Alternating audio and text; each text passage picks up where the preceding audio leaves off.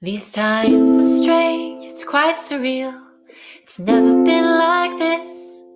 Remembering the good old days when we could hug and kiss. We'd pack the gyms and restaurants and move through public settings. We'd give high fives and drink at dives, hold hands and dance at weddings. Now the days are longer, yet they're darker in a way. We're pressing pause on normalcy, just going day by day. But we can still make jokes and art, garden, dance and sing, cook, read books, try on fun looks and learn about new things.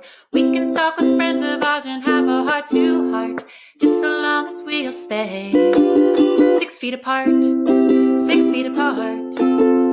It's the newest thing to do. Stay 6 feet apart, 6 feet apart. The distance between me and you, 6 feet apart, 6 feet apart. And when I say I'll keep you very close to my heart, it's purely metaphorical. These times are quite historical, so step aside, let's live our lives 6 feet apart.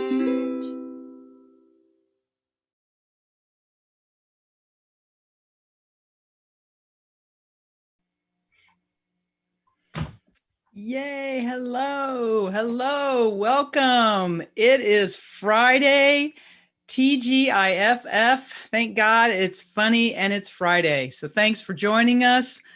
The world is opening up. We need to laugh, and it's going to be a great show. I'm so glad you've joined us. Let's say a hello to our backstage audience. We've got some special guests back here. You'll see those a little bit later, but it's a little crazy here. But everybody, let's say hi to the backstage. Hi. We are pumped and ready to go. All right. Let's hand it over to Claire. How's it going, Claire? Yeah, it's good. Thank you. I am so looking forward to this show. I just want to say hello to everybody watching on YouTube. We're really delighted to have you here. So put your name in, well, obviously, put some chat in there. Send some love to the storytellers. Tell us where you're from. Tell us what weird things you're eating or drinking or any funny little snippets, and we'll come back periodically and chat to you throughout the show. Now, we've got something a little bit exciting. We're going to, just before we start our show, 6 Feet Apart Productions has been asked to help produce a storytelling festival called the Flatwater Tales Storytelling Festival. It's normally an in-person show in Oak Ridge, Tennessee, but obviously this year can't be doing that, so it's virtual. And I've got some special guests that we would like to talk to you about, to tell you all about this festival. Hello. So it's Bill Lepp and Andy Offit-Irwin. Hi. Hi, everybody. Hello. I am Bill Lepp, and this is Andy Offit-Irwin, and we are not part of the show, but humor us. Very good. So we are part of, with Kim Whitecamp, we are part of the Flatwater Tales Storytelling Festival, which normally happens in June in Oak Ridge, Tennessee. But this year it can't go live, so we're doing a virtual show. But Annie and Kim and I were tired of doing virtual shows, and they want us to play with each other, and that's hard on Zoom. So we are doing a live show Sunday. We're recording it live in South Charleston, West Virginia. Then on June 5th, it's going to be broadcast across the inner universe via 6 Feet Apart Productions. There will also on that day be live virtual workshops. You can buy tickets, and then the tickets are good for 2 weeks after, I guess, the premiere of the show. I don't really know that for sure. I just know 2 weeks. It says it on my notes. So again, to recap, we are filming a live show. It's going to be hilarious, and then it's going to be edited and then broadcast to you, and you can purchase tickets for that event. So please, if you like funny, and if tonight, which is going to be hilarious, doesn't fill your funny quota, or you still need funny a month from now or weeks from now, please tune into the Flatwater Tales Storytelling Festival. Let's do the Flatwater Tales Storytelling Festival sunrise, Bill.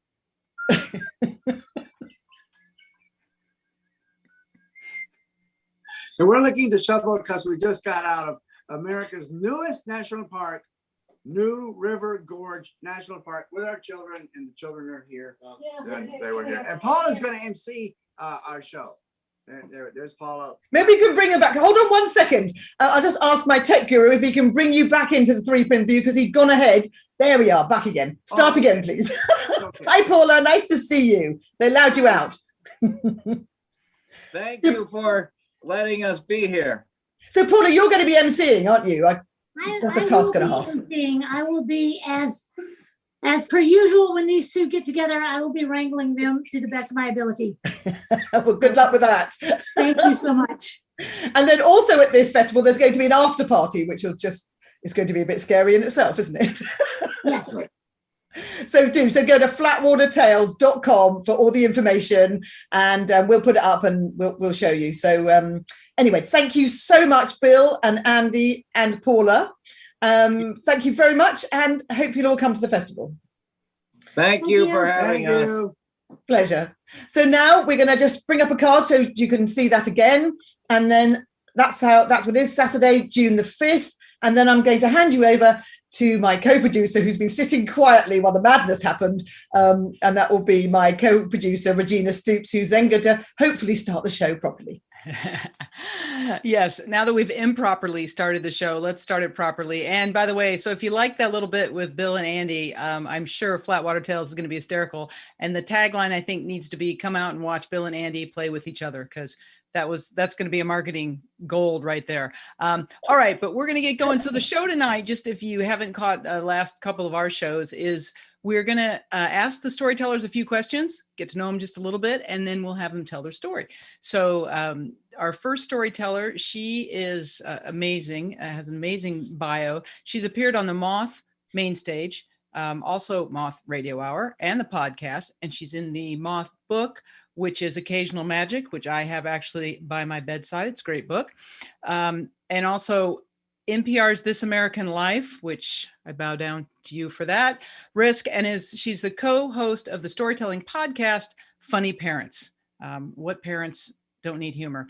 And as a solo performer, her work is dance-based comedy, which I think, my dancing is comedy based, but it's not intentional. So I'm going to find out a little bit more about that, among other things. So let's meet Mary Theresa Archbold.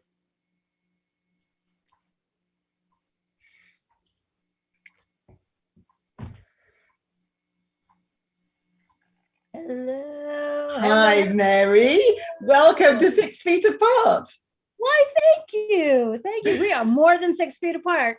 We are. We're certainly more. Where are you, Mary? Where are you based? I am coming to you from New York City. Oh, so it's a little bit later for you, isn't it? It's about 9 o'clock, isn't it? They're pretending to be asleep in the next room.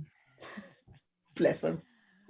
All right. So, Mary, I've got to ask you the question. Elaborate on that dance-based comedy, please. Maybe give us a twirl. I don't know. I know. It's weird. It's weird. So a lot of people would just call it physical comedy. A lot of people would liken it to vaudevillian. Sort of. There's a lot of tap dancing involved. But it's situation-based, where I try to use dance as a medium for storytelling.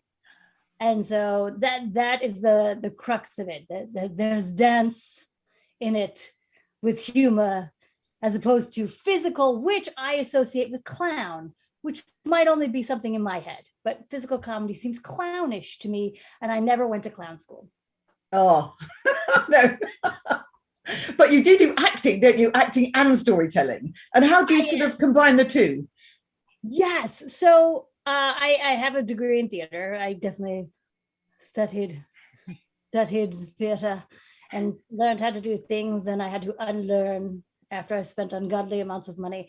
And then I sort of fell backwards into storytelling. I wrote a solo show sort of about my life called Jazz Hand, and someone had seen it from This American Life. So the very first time I did a storytelling gig was on This American Life. Wow. That's quite impressive. Well, yeah. I had no idea. I knew Ira Glass's voice, of course, and he looks and sounds just like you think he looks and sounds. But that was sort of how I fell into it, and then I loved it. There was just such power and joy and tremendous community, and that is something that I will say throughout this year, being able to find storytelling was a lot easier than finding acting gigs. Yes, I'm sure. So I feel very blessed that I am a hyphenate of many different things. Excellent. Well, we feel very blessed to have you here. So now get yourself ready. Everyone wait. And we're very pleased to have Mary Theresa Archbold tell us a story. So sit back and enjoy.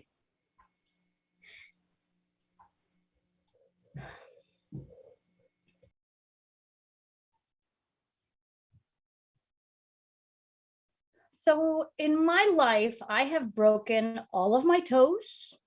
I have torn all the ligaments and tendons in my left knee. I've sprained both ankles, tore all the ligaments and tendons in my left elbow, dislocated both shoulders, and slipped 2 discs in my spine. And all of that is because I was a professional dancer. You just got used to pain, you broke things, you muscled through, you just kept going. And I did all of this because I loved it. I loved what I was doing, and I still do. And I discovered that I loved it when I was 8 years old. I knew then that this is what I wanted to do. I wanted to do Broadway. I wanted to be in the dance company. This is my calling. And so since I had that worked out at 8, I decided that for the rest of my life, I was going to look for the other kind of love. Because, you know, work, career, ambition, done. So let's look for the other life partner, love that you were going to do. So I looked and looked and looked, and I made a lot of good friends. A lot of good friends. A lot of nights of really deep, meaningful conversation, of fellas pouring their hearts out to me, telling me their deepest, darkest secrets, and always ending with a good punch in the arm, being like, ha, you're such a good friend. Ooh, which is exactly what you want to hear when you're looking for love. And this trend continued because I was solid with this. I hit friend zone really, really easily. But I did it here and there, nothing very serious. And so much so I made it to my senior year of college, still with no love. And I sort of dated this guy, but he was like, we're seniors, we're leaving, let's not get serious. There's only 4 months left. And I was like, totally, I get it. And so that ended. Only 2 weeks later, he got serious with someone who would eventually become his wife. So it wasn't that he wasn't into being serious, he just wasn't into being serious with me. So like every good 21-year-old, I decided to lick my wounds the only way I knew how. Go to a frat party. So I went to a frat party, sitting and partying in my friend Nathan's room, and we were drinking the finest of drinks, Mad Dog 2020.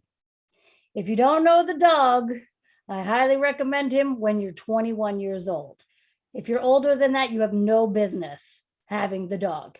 But the beauty of the dog is the dog bites you back the next day. It's a real gift. You burp it out for like 3 days and you keep tasting it over and over and over and over. But that night I was licking my wounds, drinking my Mad Dog, and my friend Nathan, whose room I was hanging out in, said, oh, by the way, the Phantom is here. And I said, no, this can't possibly be true. The Phantom. Okay, so the Phantom, everybody has those friends that has a roommate that you never see and never hear. They are the Phantoms. And I had known Nate for 2 years and I had never seen his roommate. And he was like, yeah, he's here up in the sleeping loft. And I was just drunk enough that I put my cute girl face on, climbed up the little ladder, and I swung back the curtain, and he was laying there reading a comic book. A comic book. And I said, what the hell are you doing? There's a party in your room. Get your ass down here and let's party. And for some reason, the Phantom came down and did it. And he started partying with us and hanging out with us during that night. And we just kept staring at each other. And it was not the creepy kind of stare, but like the good kind of stare, like, wow, you're really cute. I mean, you have 2 dimples. I mean, not even just 1 dimple. You were like doubly blessed. You had 2 dimples. And I couldn't believe this. And I do remember so distinctly looking across the coffee table at Nate And Nate saw it before we did. Nate was watching two people sort of fall in love instantaneously. And we talked and had a great time. And then he said, "Can I walk you home?" And I thought, oh my gosh, that's the sweetest thing, and it was January in the state of Michigan. And since I was going out, I didn't wear a coat because it would ruin the whole ensemble, which was a bodysuit and jeans. And he gave me his sweatshirt to wear. And it was the most beautiful college sweatshirt that looked like a dress on me because he was 6'2" and I'm 5 feet. But he walked me home and we decided to take a detour. And we decided to go sledding. In the middle of the night, we went to the Arboretum. We found lunch trays, because that's what you do. And we sat our butts on the lunch trays and we went sledding down the hill and sledding down the hill. And after a few runs, we just sat at the bottom of the hill. And it was such a beautiful, crisp winter night. The moon was so bright where we were in this pocket of trees. It was like it was lighting up this magical moment for us to say, this is your magical moment. And then he's like, "I'll walk you home." So we're walking up the hill and he's like, "I gotcha," picks me up and gives me a piggyback ride up the hill. I mean, a piggyback ride. It doesn't get more rom-com than this. Right? So he walks me the rest of the way home, quoting Charles Bukowski to me. And I'm thinking, wow, I have no idea who Charles Bukowski is. But he's going on, and all I got is like Polish poet, I guess. I don't know. And so we got home and it was that easy. There was no big conversation of, are we boyfriend, girlfriend, whatever. Nope. We were just in love. And as the months progressed, it got more and more serious. And I was graduating. He wasn't, because he was a year younger, but he was going to meet my parents at my graduation. And he showed up at my apartment to pick us all up to go to graduation. And he showed up with a corsage for me, for my graduation. And then pulled out of the bag a corsage for my mother. Yes. I mean, come on. This is the mother load. He's 6'2". He's from the School of Natural Resources, so he likes trees, and he's got dimples, and he brought my mother a corsage. This was fantastic. It was perfect. And that night, knowing that I was graduating, he said, "We have to figure something out." And he said, "My life dream is to live in the middle of nowhere, Michigan." And I said, "What? I'm sorry? I'm from New York, and all my dreams tend to be in bigger cities." And he was like, "No, I can't do New York." And so that night we came up with the arrangement. 1 year from then, when he graduated, we were going to move to Chicago, because Chicago he could handle. And I was like, "Great. This is cool. I'm going to stay here. I'll wait tables. I can be that girl. I'm an artist. I need to learn how to wait tables." And over the next couple of weeks, things got weird. Things got strange. He was getting quiet and moody, like not the sexy kind of moody where you're like, "Oh, he's sexy moody." No, he was just moody. And it all sort of was coming to a head. And I'll never forget the night that I knew we had to talk, finally. And I was sitting in his room waiting for him to come home. I was sitting on his futon, and he came home, put his keys and his wallet on the dresser, and he sat down next to me. And I remember in that moment, sitting next to each other, we couldn't look at each other. We just couldn't. We couldn't figure out what was going wrong. And so he finally broke the silence by just saying, "I'm never going to move to Chicago." And I had no words. I didn't know what to say. So I got up and I left. I just left. So much so, and being, 21 and dramatic, the next day I left the state. I just went home and I embarked on what I like to call the summer of tears. All I did was cry. Oh, it was glorious. My summer job was to take care of my twin 6-month-old nieces. And all I did was cry. I would walk with the double stroller around a suburban neighborhood, just crying and talking to these 6-month-olds, being like, it was so good. It was real love. I don't know what went wrong. This is what I've been searching for. I remember crying in 7-Eleven. It was sad. And after about 6 weeks of this, my father, in his ever so sensitive voice, said to me, "This is your bootstrap moment, sweetheart.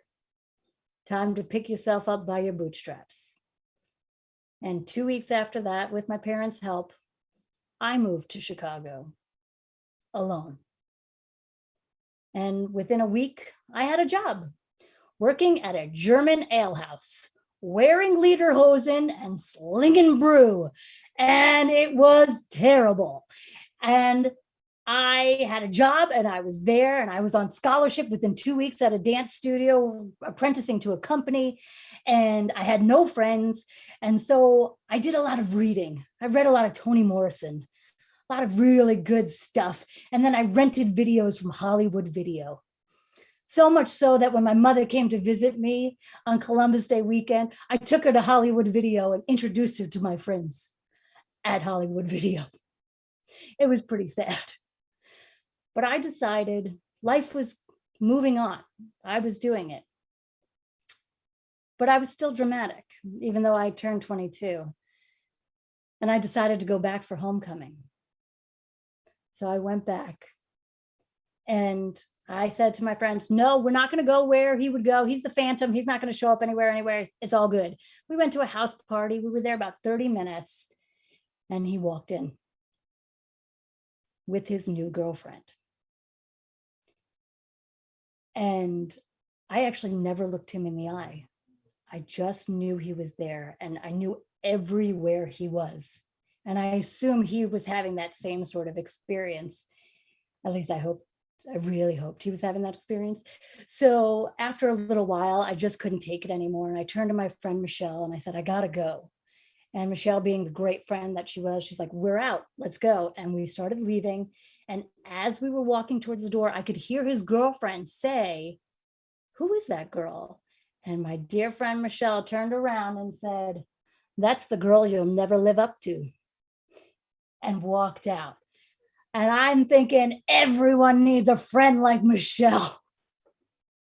And I went home and I cried and cried in her room, in her sorority house. And the next night was my last night back in town. And I did exactly what I should do. I showed up at his door unannounced. Yep, just showed up. He was shocked and I was praying his girlfriend wasn't there. She wasn't, thank God.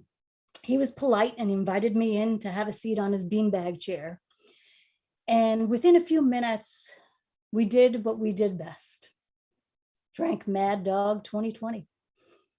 We started drinking and drinking and drinking. And as you can imagine, a few minutes after that, we were kissing.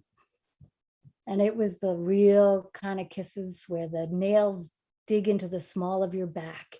And in that moment, I was like, oh, it was real love. I wasn't crazy. This is it. And I'm thinking, great, we're back together. It's all good. He'll figure out his baggage and move to Chicago with me. And we finished the whole bottle of Mad Dog. And I was like, we need more because we got to celebrate.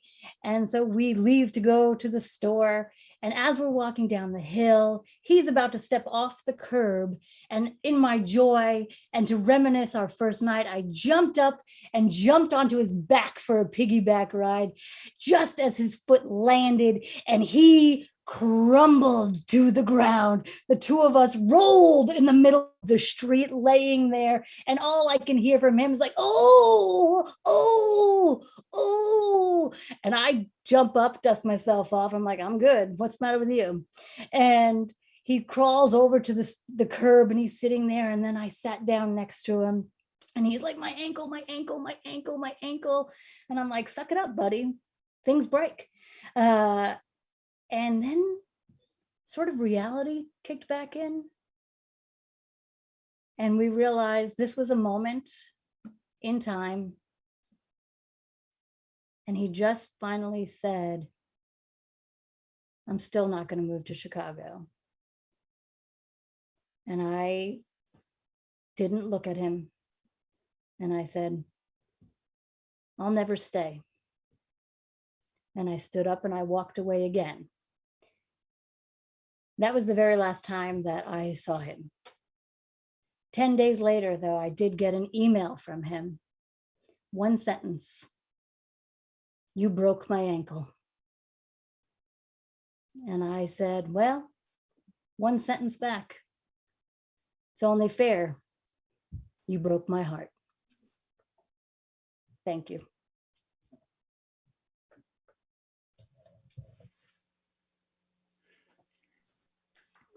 Oh, great story.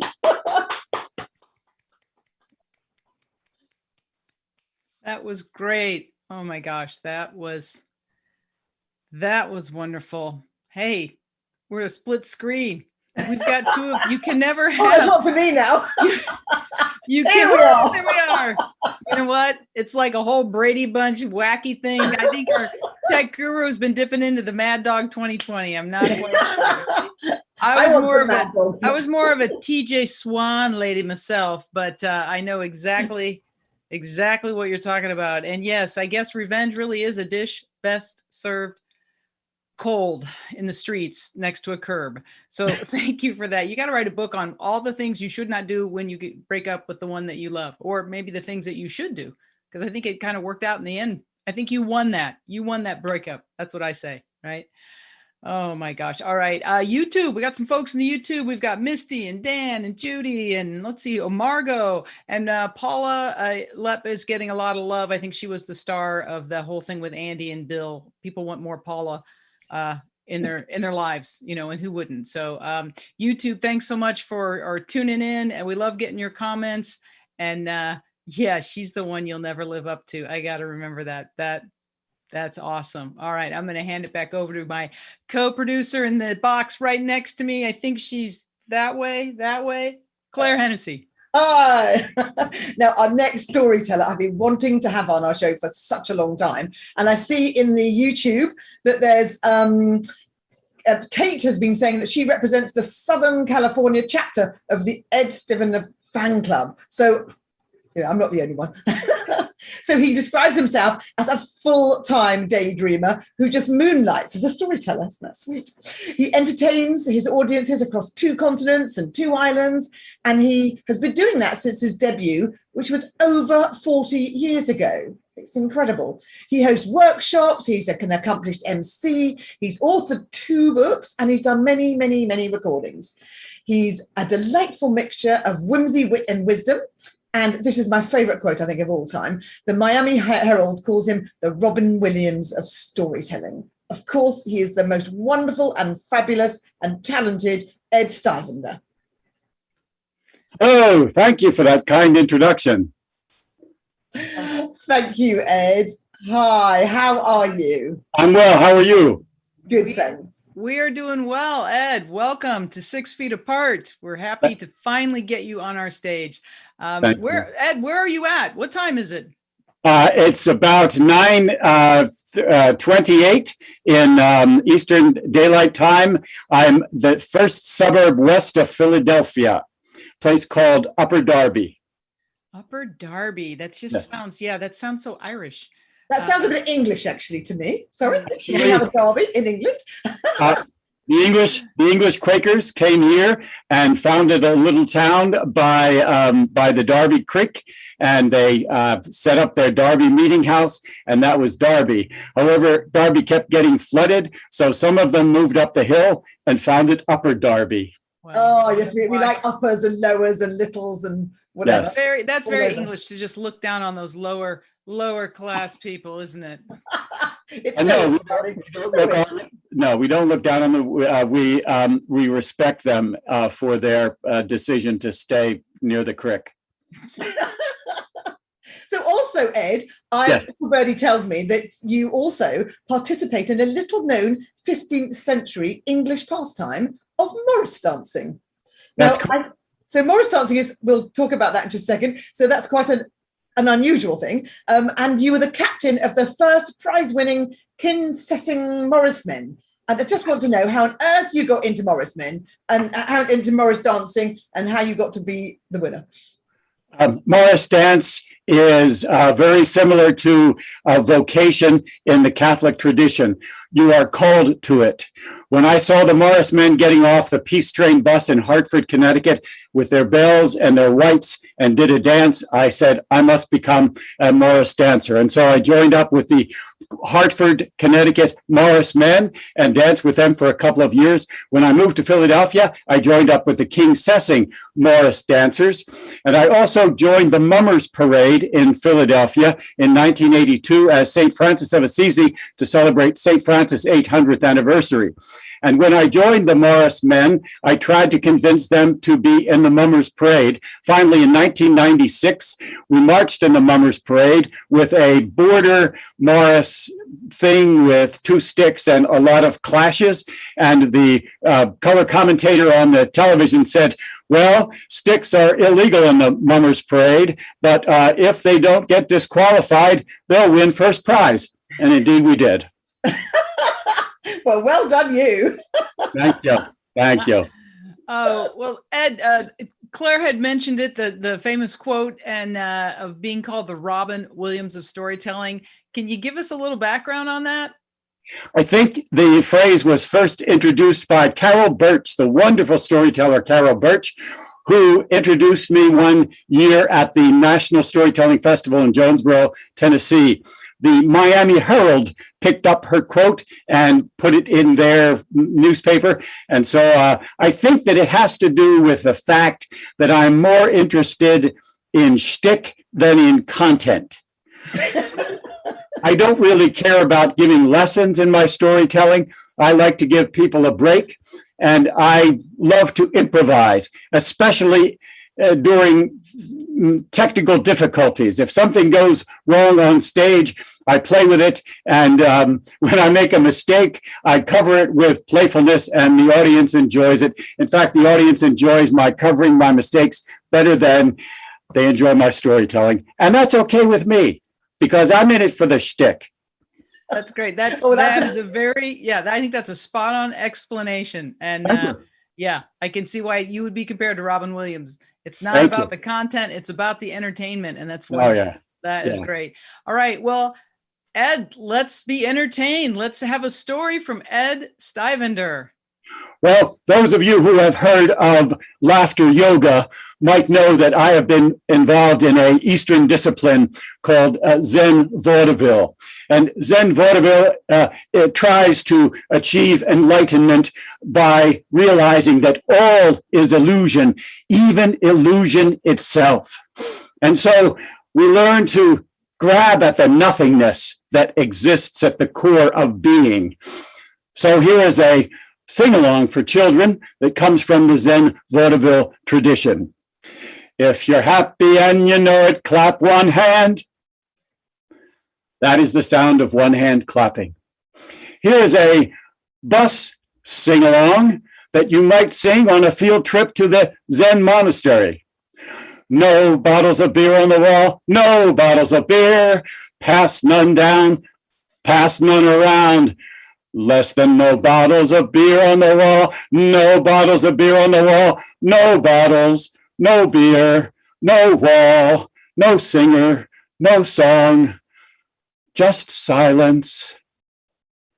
And now I'd like to do some Zen juggling. I'd like to dedicate this to Maynard the Moose and his friend Willie Claflin. If you see Willie, tell him I did it for him. Zen juggling. Thank you very much. And finally, a Zen knock-knock joke. Knock, knock. Who's there? Banana who?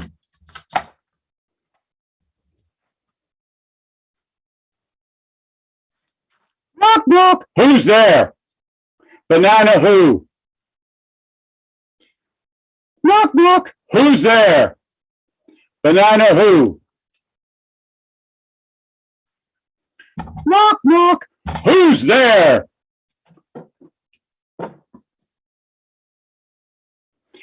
Aren't you glad it's time for a story?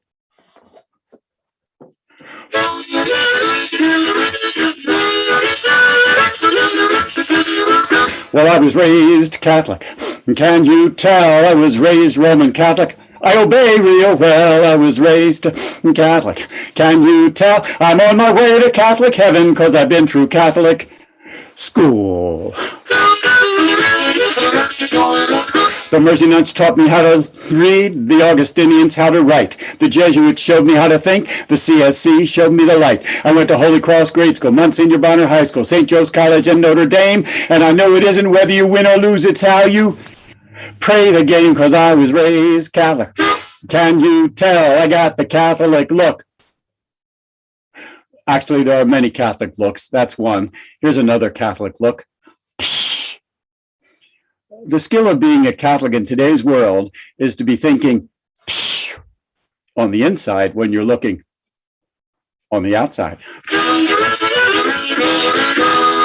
And so it was on the Wednesday after Labor Day in 1952, when 108 of us 6-year-olds gathered in our brand new uniforms outside of Holy Cross Elementary School. We were there with our parents. There was some weeping and gnashing of teeth, but I kept my head up high, didn't even hold my mother's hand, so brave was I. Suddenly we were alarmed by the sound of a large handbell. We looked to the source of the noise, and there we saw the most imposing, scariest looking woman I had ever seen, dressed all in black with only her hands and her face showing. In one hand, she held that great bell. In the other, she held the roll book. Good morning, children, parents. Someone on the edge of the group vomited. I was glad it wasn't me. Welcome to Holy Cross School. I'm going to call your name. Line up, and we'll go through these doors and down to room 1. We lined up, went down to room 1. As I entered room 1, I noticed something very interesting about the logistics of Catholic education in 1952. There were 108 of us, 54 desks. We'd be sitting 2 to a desk. I took my place next to Mary Beth Sweeney, daughter of the undertaker on Baltimore Pike. Her hair looked like Judy Garland's in The Wizard of Oz, but I think we weren't in Kansas anymore. Oh, a woman in black held us captive. Children, said Sister, there are 2 rules for success in this classroom. The first rule is this: whenever you are seated with your seat partner, make sure there is room between the 2 of you for your guardian angel. I didn't know exactly what a guardian angel looked like, but I knew that people of the other sex had cooties, so it wasn't hard to wiggle away from Mary Beth Sweeney. The other thing is, whenever you're seated, have your hands folded like this on the edge of the desk. I folded my hands like this and started the callus on the pinky that is still there today. Sister took a piece of chalk and wrote 3 words on the board. Then she took a pointer and said, Sister Virginia Mary. Can you say that, children? Sister Virginia Mary. A hand went up in the first row. Sister looked at her roll book. Yes, Joseph Asher. Sister, is Mary your last name?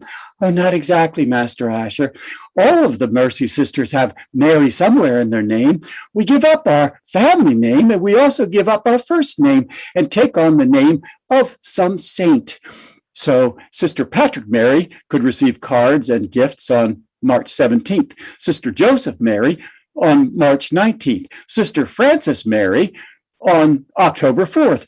But Sister Virginia Mary had chosen very wisely because she could receive gifts on any one of the 17 feasts of the Blessed Mother, as well as the entire month of May. And now, children, I'm going to call the roll to learn your name.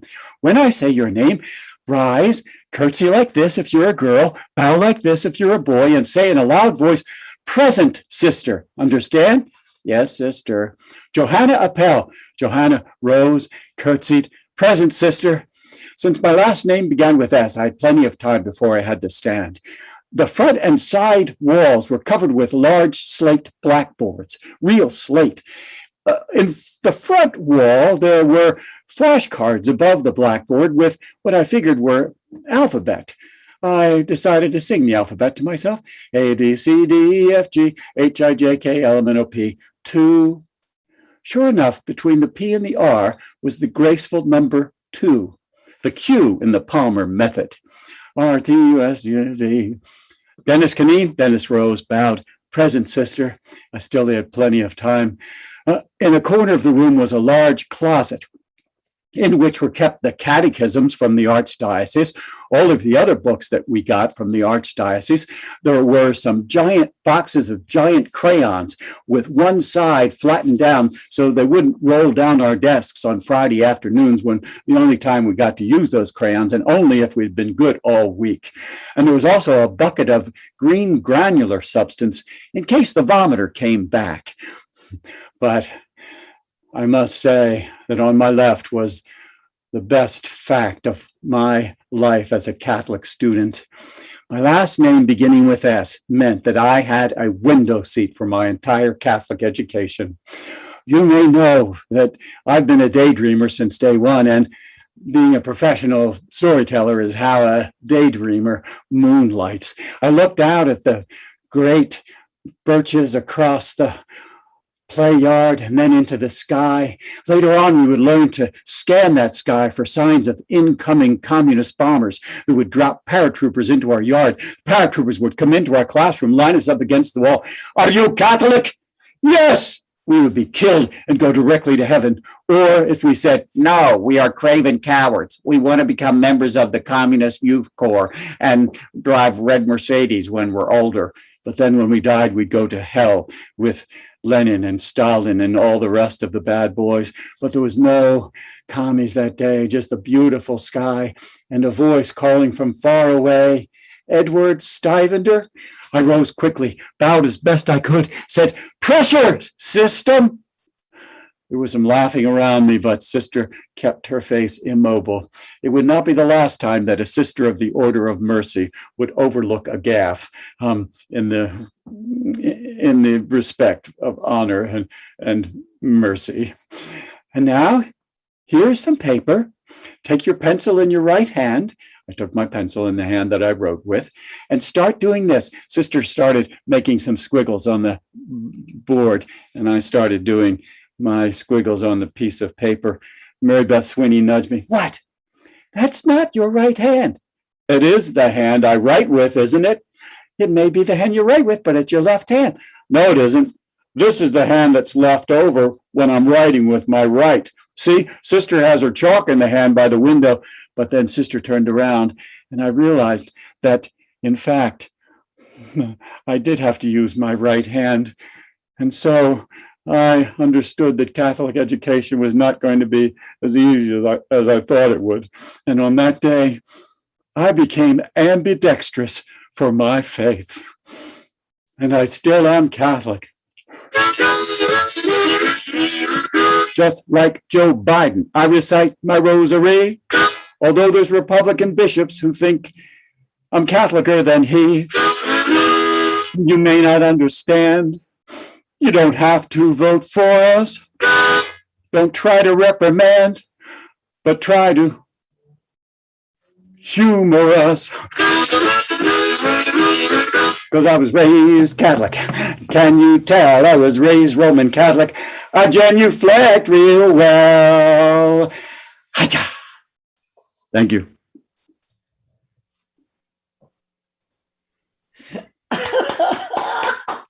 Thank you. Thank you. That's excellent. Thank you. Thank you. Oh, that is so funny. Thank you. I love your knock banana jokes. They're fantastic. Thank you. Excellent. Thank you. What a nice audience you are. We are, and everyone on YouTube, go back and have to watch on YouTube, because you've all been getting lots and lots of love on YouTube. Thank you, everyone, for all your comments. It's fantastic. Well, thank you very much. It's been great fun. Thanks for inviting me, and thanks for letting me follow the brilliant storyteller, Mary Theresa, and Yes. her very lovely rom-com. Oh, well, thank you. And I too am a member of the parochial tribe of the Sisterhood of the Plaid Skirts. So Yes. I feel you. Yes. Gonna Yes. get an amen. Amen. Hallelujah. Amen. Oh, and that was great. Thank you. We are going to keep going and meet our next storyteller. And she is a storyteller who's based in the beautiful Northwest Mountains of Montana. I'm not sure if she knew there was a pandemic going on. It's fairly remote. But she has been around on the virtual stage, so I think she caught on. But when she isn't running from Grizzlies or shopping for a new bandana, she's performing at schools and festivals. She was a featured teller at the Florida Storytelling Festival and most recently at the Women's Storytelling Festival. Woo woo. And she also visits schools around Montana, blends personal narratives with folktales and leads workshops to show others how they can do that. And I'm very excited that she's here with us today. So let's meet Mo Reynolds.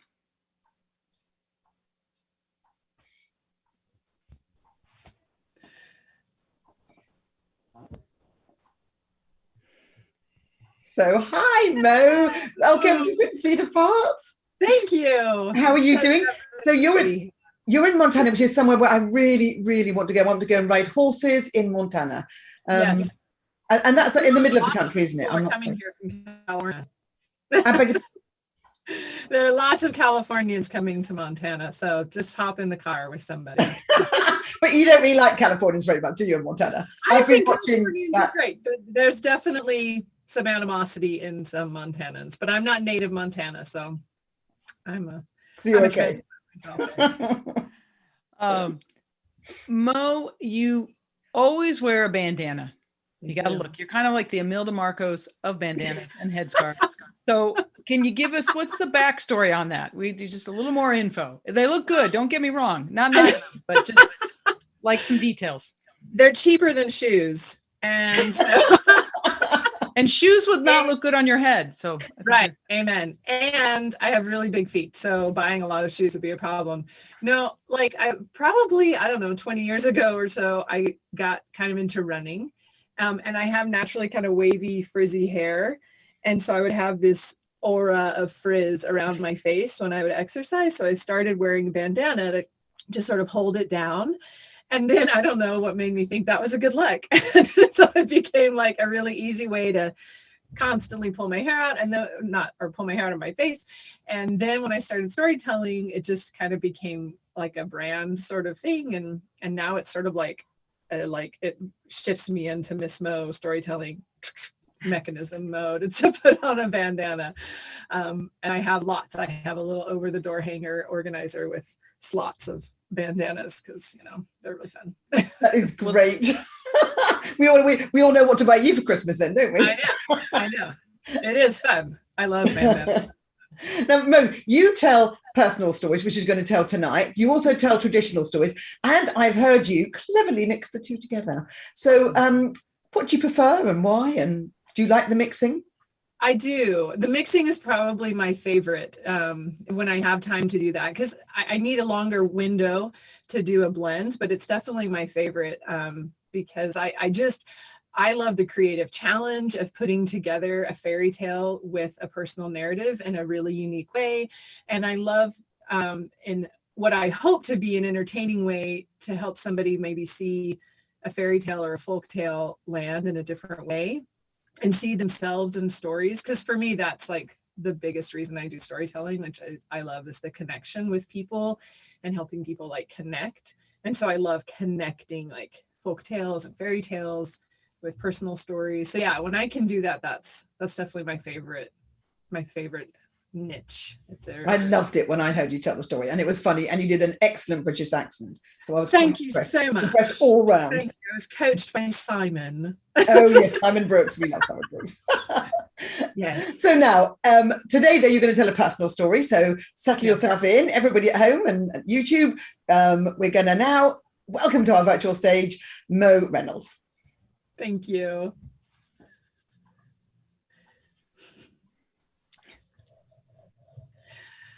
So when my son was in 3rd grade, he came home with a consequence worksheet, which is always a wonderful thing for your child to bring home. And the consequence worksheet was some really well thought idea by some psychology major to help children make better decisions with their lives. And here's what it looked like. In the middle was a circle that was the action that made the worksheet happen. And then to the left, there was a box with an arrow pointing to the circle. And then the circle had an arrow pointing this way to another box on the right side. And the box on the left side was to be filled in with what happened before the poor choice. And then on the right side box, you were supposed to write in what happened because of the poor choice. And this would certainly make them never make a poor choice again. So in the middle circle, my son brought home this worksheet, which we still have. And it said, what was the action? And it said, Stewie and I were slapping each other in the line at recess. And Stewie was Isaac's very best friend. So I was curious as to why they were slapping each other. So I looked in the box of what led to this action, and it said, Stewie and I decided to try the game that my dad and his brothers play. Now let me explain the rules of this game. My husband, a marriage and family therapist, has 4 brothers, and this is how they played this game. They stood in a circle and they slapped each other. And that was it. Those are the rules. No flinching, no moving your feet, and no blocking. If you flinched, shuffled, or blocked, everybody else in the circle got an automatic free slap. And that was it. They just slapped each other and laughed and slapped each other and laughed. And all of their loving nephews and children just watched these grown men hit each other and have a wonderful time doing it. And so, of course, my son in line says, hey, Stewie, can I teach you this new game? And slaps him. And Stewie liked it, so he slapped him back. So the arrow that pointed to what happened because of this decision, in that box was written, my son, after thinking very deeply about it, wrote a sentence that said, I had to fill out this stupid worksheet. So clearly it had changed his life. But these brothers of my husband, there are 5 of them, and I have yet to meet any set of siblings that adore each other like these 5 boys. They just love to laugh together. They love to hurt each other. They love to laugh while they hurt each other. They just have a wonderful time. And it has become sort of this tradition that as each brother has turned 40, they get together for a weekend of like mayhem and adventure and lots of soccer. And he has to bring 7 different kinds of shoes for any kind of sporting possibility, right? And on one of these trips, he was with his brothers. And at the time we were living in Virginia on our little pretend farm, right? We had rabbits and chickens and a garden. And so I was holding down the fort. And I went out to get eggs from our little chicken coop. And there, curled up in one of the laying boxes, was the biggest black snake in the world. Now, this wasn't the first time we had seen the snake. We had lovingly named him Frank. And we had known that he had been there for a really long time because we had seen when we moved in, there was this huge oak house next to the home, or oak tree next to our house, and it had all of these skins hanging from branches. So clearly Frank had been in residence for a while. And Damon was like, black snakes are so cool. They eat mice and voles and blah, blah, blah. We should keep the snake forever. And I was like, as long as he doesn't come near me, then we are fine. But now he was in my chicken coop and he had some very significant large lumps in his torso. And he had been eating my chicken eggs. So there was Frank, curled up, and he had placed his head up against the back of the laying boxes because his girth could not fit in the laying box. And so I was like, this is perfect. I have an amazing shot. I can get my flat end shovel and just, peacefully pop Frank's head off and he won't eat any more of my chicken eggs. But then I heard Damon's voice in my head, no, black snakes are great. They eat mice and voles and blah, blah, blah. And I knew that he might be upset with me if I killed Frank. So I called him and I interrupted the boys' adventure to tell him about our egg-eating snake. And of course, he put me on speakerphone. And I said, and all the boys are listening. And I said, Damon, I've got a clear shot. I just need to take his head off. He's eating our chicken eggs. No, don't kill him. No, that's fine. And I was like, then what do I do? And all the boys are shouting different ideas. And Damon said, listen, just get a pillowcase and throw it on top of him. And then pick up the pillowcase and then like let him go. It's fine. So I went and picked up a pillowcase and I came back into the chicken coop and I threw it on top of Frank. And Frank did not climb into the pillowcase. It just laid there on top of him. And so I said, he's not getting in the pillowcase. What am I supposed to do? And he said, well, you have to put him in the pillowcase. I'm like, that means I have to touch him. I'm not putting him in the pillowcase. What am I doing? And the laughter is ringing through the phone from all of his brothers. And so Damon said, maybe just make some noise and scare him, and maybe he'll just get out of the coop. I was like, great, I can do this. And so I recruit the children. I have 3 kids at the time. Well, I still have 3 kids, but they were just younger at the time. So they start yelling, we're banging things, we're making life as miserable for Frank as possible. And Frank he climbed out from under the pillowcase and he started slithering along the walls, all the way belching up yellow yolk, just gloating over all these eggs that he had eaten. And so he's belching and slithering. I'm yelling and screaming. Kids are banging. And slowly Frank's like, this is no longer a peaceful place for me to rest and digest. I'm going to find somewhere else to be. So Frank was slithering down the sides, and our chicken coop was in this really cool old Virginian like stone kitchen away from our house. And we had divided it up. There was like chicken wire in the middle where we kept all our tools on this side. And then on the other side were all the laying boxes and straw and stuff. So he slithered down through the straw. He found an opening through the chicken wire, and now he's coming out. So I'm shoving the children away, like, save yourselves, because somehow I thought Frank was actually a king cobra disguised as a black snake. And so he's coming towards me. I'm shoving the kids out of the way. We're yelling. And finally, Frank was belching and getting rid of the yellow yolk, and he made it out of the chicken coop, and he was heading peacefully towards the creek. And I'm on the phone. I'm like, I did it. He's out of the coop. And I hung up with Damon. I celebrated. The kids were happy, and everything would have been fine. But then I thought to myself, what if he comes back? I mean, he's tasted these delicious eggs. He's going to come back for more. How do I keep him out? And this is why reading is power, because in this moment, I remembered the great nature documentary called Harry Potter and the Chamber of Secrets.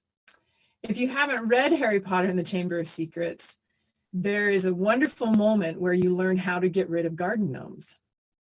And Harry's with the Weasleys, and the Weasleys are saying, yeah, you pick up the garden gnomes and you throw them. But if you just throw them, then they'll just come back.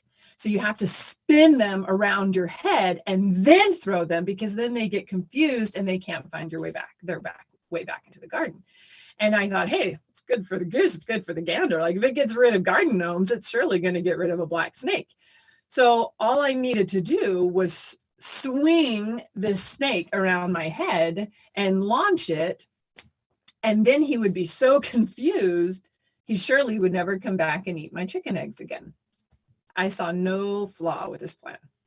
And so the snake was still moving kind of slowly. And I thought, if I can just pick it up fast enough, then centrifugal force will keep his head really far away from my face, right? And I could just instantly pick him up and in one fell swoop, just one time around, and then launch it. Snakes are way faster than you think they are. And I picked up Frank's tail, and then his fangs were centimeters from my nose. But I was clamped onto his tail in terror. And so I picked up his tail, he lashed around, I whipped it, and I threw him. And then I screamed and ran towards the house, terrifying my children, and I think terrifying Frank as well. Because if Frank was called upon by his snake elementary school teacher to fill out a consequence worksheet, in the middle of his worksheet would be the choice that he made was, I ate Morgan's chicken eggs. Before that consequence might have been something, before that decision might have been something like, I was hungry, I saw chicken eggs, whatever. But what followed was, I never went back to Morgan's chicken coop again. And so while you may argue with my tactics, I will just say that my chicken eggs were safe for the rest of our time in Virginia. Thank you.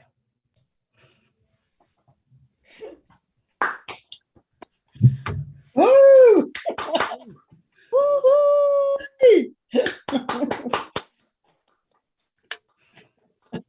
Oh my gosh. brilliant. Snakes indeed. Oh my gosh, snakes. That is hysterical. What a great vision. And you know, I'm pretty sure that's sound scientific advice there, to just grab a snake, whirl it around, kind of like a lasso thing, and just huck that thing. That's great. I'm going to use that next time I see a snake. Just kidding. I'm going to I think you were so brave, Mo. Why would you touch the thing? I wouldn't go anywhere near it. Oh, I know. That is amazing. Okay, we are getting to the end of this humorous evening. And so I'm going to hand it over again to my co-producer, Claire, and she's going to tell us about our next storyteller. Yes, it's been such a great evening. And our final storyteller tonight is internationally known. She's an Indian-American comedian and storyteller. Her stories have been featured on NPR's Snap Judgment and Invisibilia Live. She's a contributing writer for the Washington Post. She's the Washington Post magazine's Date Lab, and she's also been on Netflix. I mean, where hasn't she been? She gets around. Netflix Lady Dynamite and Meet the Patels. She's toured with her one-woman comedy shows all around the country, and her latest show, she was recently debuted, which is called I'm Not Racist But, and she's hopefully going to go on tour with that next year, pandemic notwithstanding, we can only hope, eh? Her storytelling springs from her experiences of growing up as a foreigner in America, despite the fact that she was born in a suburb of Washington, D.C. She hilariously and lovingly talks about growing up as an Indian in America, dating, cultural clashes with her parents, and the racism she dealt with as a child, and now as a comedian and storyteller. You can find out more at her website, which is vjcomedy.com, and all the links are down, by the way, down below in the YouTube. So for now, let's welcome to our virtual stage the beautiful and talented VJ Nathan. Hello. Hi, VJ. Hi, it's so great to be here. Wonderful to have you here. VJ, where are you? Where are you at? Well, I am right outside of Washington, D.C. I am in Alexandria, Virginia right now, and it is 10:04. I don't know why I'm telling you the time, but that's the time. Well, because we've asked everybody as if that's the most riveting piece of information we could get out of anybody in an interview. That's our interview style. We want to know facts and figures. We'd like to know over, under on the toilet paper and what time it is in your time zone. Okay, thank you for that. We're very intellectual, aren't we, Regina? Now, VJ, you talk a lot about growing up and Indian and in your family and everything. So how does your family feel about this? I mean, are they supportive, or are they a bit like mine, which they shut up, Mum, please stop talking about our private affairs in public? How's your family? My parents, when they first came to see me perform, and this was when I first did because I started in stand-up. So the first time they saw me do stand-up, they were watching the audience laugh, and they were not laughing at all. And then afterwards, they're like, why is everybody laughing at just what you're talking about, what we say at home? So they didn't get it, but then they loved the fact that people liked whatever I was saying.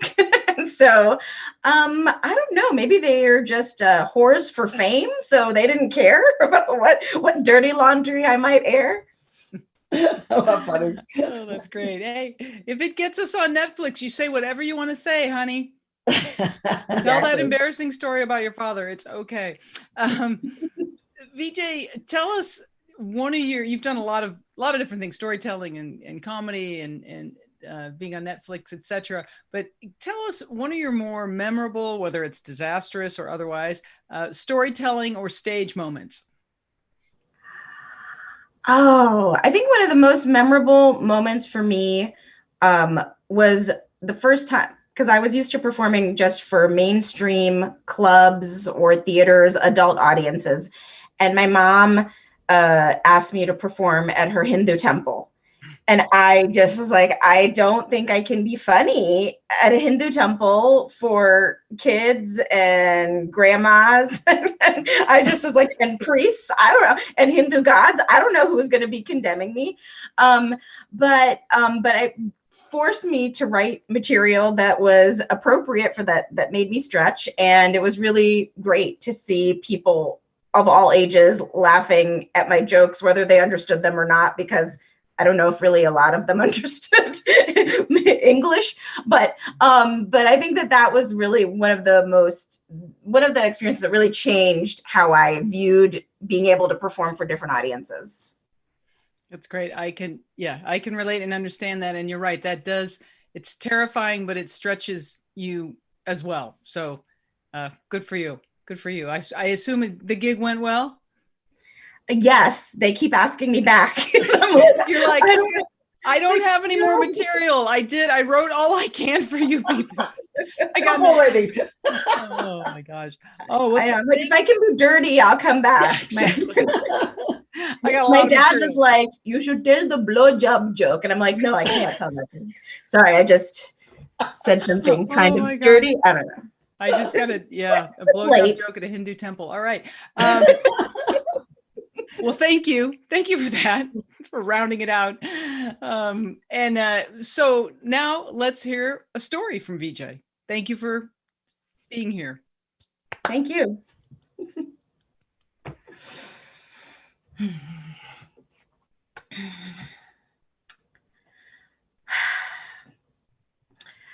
So I always struggled to be the good Indian daughter my parents raised me to be. But it was really, really difficult. And I was always trying to figure out, how I could be good and how I could be better. And my parents, they named me Vijay, which actually in India is a boy's name. Here it would be like meeting a girl named Robert. And finally, when I was about 10 years old, my dad told me why I had that name. He said, Vijay, you were born on December 16th, the day the war ended between India and Pakistan, the day your life began. Finally, I made sense to me. I couldn't be that sweet, obedient girl. From the day I was born, I was all about war. My first battle was over my dream to become an actress. Now, that dream started with my grandma, Emcee. I had only ever seen her cry twice in her life. The first time was when Indira Gandhi was killed, and the second time was when Lucille Ball died. My grandma Emcee loved Lucy, like seriously loved Lucy. When I was little, she would babysit me and interpret every episode. Vijay paru. Lucy சொல்றது ஏன்னா ஆடக்கூடாது ஏன்னா பாடக்கூடாது நான் கூட அந்த ஷோல இருக்கலாம். Ricky சொல்றது Lucy நீ ஆடக்கூடாது நீ பாடக்கூடாது நீ வீட்டுல இருந்துட்டு சோறு பண்ணணும். Ricky ஏன்னா ஆடக்கூடாது ஏன்னா பாடக்கூடாது பாரு விஜய் பாரு எவ்வளவு பெரிய கண்ணு. Now, Emcee didn't speak a word of English, but she understood, Lucy's big eyes and her fights with Ricky and all the trouble she got into with Ethel. And it seemed like America was filled with these fantastic people who could laugh, cry, scream, shout, say, and do anything they wanted to do. So different from India, where there were only 2 channels, both news. TV was America. And since I was the only grandchild born in America, Emcee decided that I was going to be on TV. Now, I got my first break in the 4th grade. I auditioned for every play and musical at my all-white elementary school. And that very first break was in the 4th grade, and I was cast as Martin Luther King. Now, yes, I was the closest thing that Mrs. Stein had to a Black man in the class. But, you know, I was still the lead. However, you know, I didn't say much because we just recreated the assassination scene. Now, my father was not on board with my dream to become an actress. When I told him, he was like, act? You want to act? I will tell you how to act. You act like Albert Einstein and do your math homework. Good girl. So I had to kind of keep this on the down low. Then in 5th grade, I got a wonderful break. Well, we were doing this musical on oral hygiene, and I wanted to be the tooth fairy, but Jenny Loeb got the part. I mean, she had this wispy blonde hair like an angel, and yeah, I guess looked a lot more like a tooth fairy than I did. I was cast as Tooth Decay. So, you know, I wasn't a lead, but I did get to sing a solo. I like to eat the sugar on your teeth. When you don't brush them, you give me lots to eat. I knew that my dad would see me on stage and realize that I was the next Shirley Temple and then send me and my grandma off to Hollywood. I prepared this devilish makeup, kind of like Gene Simmons from Kiss. But on opening day, Mrs. Goldberg made a change. VJ, honey, I really like what you're doing with the song. You're taking a lot of risks, making a lot of good choices. But instead of the makeup, I want you to wear this black mask so you look more like a Tooth Decay. It wasn't a black mask. It was a black burlap sack that she pulled over my head, tied around my neck with a piece of white rope. I looked like I was about to get lynched, especially because I was surrounded by tiny dancing white molars. I wanted to protest because, first of all, if I couldn't see out of this mask, and if I couldn't see, then my dad wouldn't know that it was me up there. But I was a professional, and I was going to be the best Tooth Decay they had ever seen. And I was. Until the dance finale. The unfortunate combination of being blind and wearing clogs sent me spiraling down the edge of the stage, wiping out 2 rows of first graders before a particularly robust lad ended the domino effect. Amid the screams, I heard a voice say, "Hey, that's my daughter." Finally, I make it to the 6th grade, and I know that this is my last chance to prove to my father that I am meant to be a thespian. Because once I hit junior high, he's got my whole life planned out for me. Let's see, if you take biochem, AP biochem in 7th grade, you could be a pre-med by the time you're 14. I couldn't let that happen. So I put all my energy into auditioning for the 6th grade production of Julius Caesar. I was going to be Caesar's wife, the oh so tragic Calpurnia. I practiced like crazy every day for 2 weeks. My grandma, Mumji, was my acting coach. She didn't understand anything I was saying, but of course was a big fan of big eyes and pointing for effect. After a stirring audition, I was sure that I had the part locked up. I checked the cast list posted on Mrs. Rabinowitz's door the next day. Brutus, Caesar, Calpurnia. Jill Green got the part. I guess she was right for the part. I got nothing. I couldn't go home and tell my grandma. She'd be so sad. You know, maybe this was stupid. Maybe I was stupid. Just so stupid for ever wanting this. But in my heart, I knew, and I had to prove it just to myself. Mrs. Rabinowitz, maybe I'm not right for Calpurnia, but I could play Caesar. I am so good at dying. Did you see my Martin Luther King? I'm sorry, Vija, but all of the leads have been taken by the good actors. Now, everyone had a part except for me and the 4 slow readers in the class. But there was one speaking role left that she was casting by lottery because it was just one line.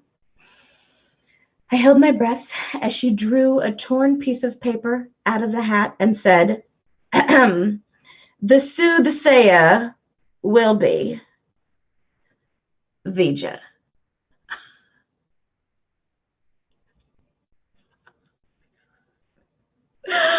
In that moment, the hand of God had come down and picked my name. I was the soothsayer, and my single and only pivotal line was Caesar, beware the Ides of March.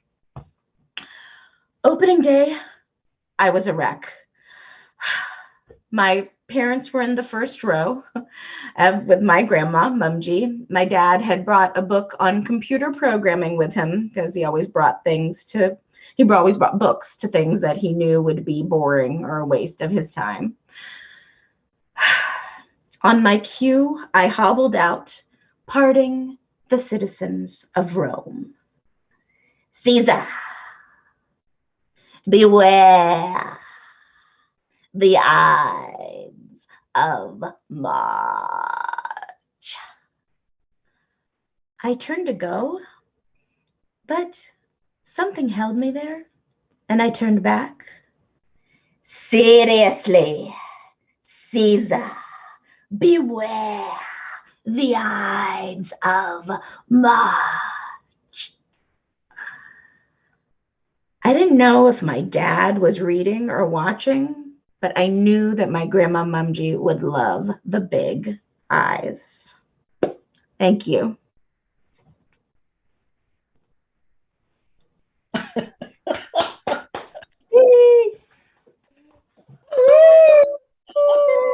Great story. Thank you. Oh, that was so good. Oh, VJ, I can't believe you were cast as Tooth Decay. I'm never going to forget that. Tooth Decay. I just love that you said, seriously, beware. Julius, I'm serious about this. I had to take that shot. Yeah, you got to do it, man. Seize the moment. Awesome. Right, awesome. so, sorry. We have some great shows coming up. This has been a wonderful show, of course. And coming up, I think we're going to see in the tech window, we've got a open mic story slam coming up on, there it is, on May 26th with our featured storyteller, our very own Jessica Robinson. Yay, from Better Said Than Done. It's going to be great. She made us do it. Made us do it. She did indeed. So throw your name in the hat. All of you on YouTube that are watching, come out, throw your name in the hat, tell a story. We're a very loving, warm, supportive environment. There's really not going to be any slamming. It's just a phrase.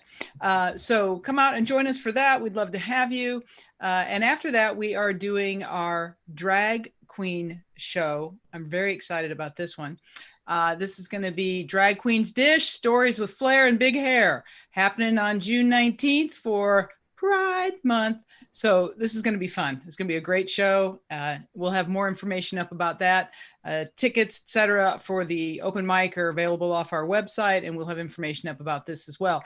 And finally, we want to promote, of course, swag. If you like the 6 feet apart, you want a little something to commemorate the last 18 months of our lives, staying 6 feet apart, you can get a little swag at our Cafe Press store. So thank you so much. And we hope to see you at some next shows. And back to Claire. Lovely. Now, what I want to do now is bring back all our storytellers to say a great big thank you. So first of all, we've got Mary Theresa Archbold. Hi, Mary. Excuse me. Hi. Thank you so much. I just so enjoyed your story. Can't wait to replay it again. Now, what have you got coming up, Mary, that you'd like to tell us about that everyone can rush off and see you? I would love for folks to know to check out my podcast, Funny Parents Podcast, which you can find it everywhere. You can find a podcast and funnyparentspodcast.com. You can also check me on the second to last episode of Bull that was just on for the American audience on CBS. And you can spot me in a couple of episodes of Girls 5 Eva on Peacock right now. Excellent. Busy girl. Well done. And then let's bring back Ed Stuyvesant. Hi, Ed. Thank you so much. Oh, you're muted, Ed. You can come unmute. Thank you so much for your hilarious story. And anything you've got coming, or any products you want to promote? Oh, yes. I have these very attractive shirts. Can you tell? Raised cat. Exactly. Can you tell? One for you, Regina. Yeah, right. Exactly. Can you tell? And you can order them get on the website and ask if you can take them. I'll be working for Kevin Cordy in the July debut at the end of July. And I'll also be at the Azalea Festival next year and the St. Simon's Festival. And I'll be in the Mummers Parade on January 1st. Please come around to the Mummers Parade. Excellent. Mummers Strut. Very good, Mary Theresa. I wish I could come over and watch you. That would be hilarious. So then let's also bring back Mo with her snake. Hopefully you haven't got the stick with you. Hi, Mo. What have you got coming up? Sorry, I was muted. I've launched a bit of a podcast project that I'm hoping to do a bit more of this summer. I got it going, and then some school gigs came up, which is great in Montana. But I'm hoping to work on it more this summer. It's called Stories with Mo. And it's folk and fairy tales. I'm trying to keep it to like 10 to 15 minute episodes. And then I send out questions about the stories in hopes that people will send in recordings of their thoughts or their own story that it reminds them of. And then I play those to try to spread more folk and tales there. That's something I've noticed when I've traveled around and done folk and fairy tale blends. There's just a real lack of, like, a lot of kids just don't know some basic folk and fairy tales. So anyway, so that's a podcast. It's called Stories with Mo, and you can find that wherever you find podcasts. And right now I think I only have 10 or 11 on there, but it's something I hope to get going more on this summer. So that's what I have coming down. Thanks. Excellent. Can't wait.